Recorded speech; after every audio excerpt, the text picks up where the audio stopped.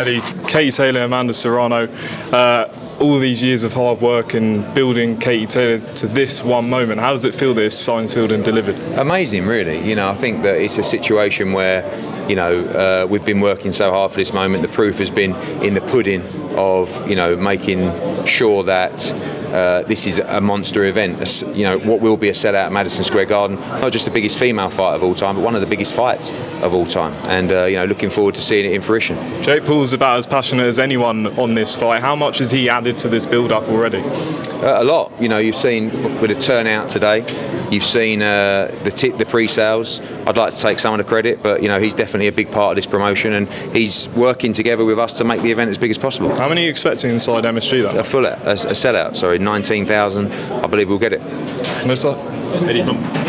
Just a quick word on the Fury-Whyte situation. Obviously, it's a huge one, $30 million. Do you think promotion will be able to make that money back, or is it going to be a loss? Yeah, I think it can generate around that numbers. Obviously, a lot depends on pay-per-view numbers, and you know, it's difficult with pay-per-view, with illegal streams and stuff like that. But it's a big fight, and I'm sure it'll do well. Quick question from behind the gloves. In terms of the rest of the undercard, when can we expect that? Obviously, we've already got Liam Smith against Jesse Vargas. We've got Cruz against DAZN as well. You know, and we'll be adding a lot of other fights over the next week or two. And then when Katie Taylor walked into your office all them years ago, did you ever envisage that it would get to this point where Madison Square Garden, full sellout, women's boxing is just an all-time high at the minute as well? You've got Clarissa Shields, a bit of back and forth with Savannah Marshall. Did you ever think we'd get to this point in the sport? No, quite honestly. I mean, you know, if you'd have told me at that moment we'd be here with this fight, I'd say, you know, definitely that was a tall task. And even last week, you know, when we went on sale, you hope that it'll do well. I wasn't actually expecting it to do as well as it did, but, you know, a great moment for the sport. And we keep saying biggest female fight of all time, one of the biggest fights of all time. And I can't wait to see it in action. How do you see it playing out?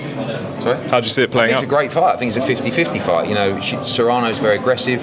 She's going to walk her down. She's a tremendous fighter, but Katie is, you know, for me, the most skillful fighter and the pound-for-pound number one. I think she wins the fight on points or late stoppage. Eddie, we've got a UFC pay-per-view this weekend. I've never seen Dana so quiet the week of a UFC pay-per-view. Has Jake rattled him, do you think? No, I don't know. You know, he's got a lot going on, I'm sure, but I'm sure their machine will start later this week. You reckon that he's probably...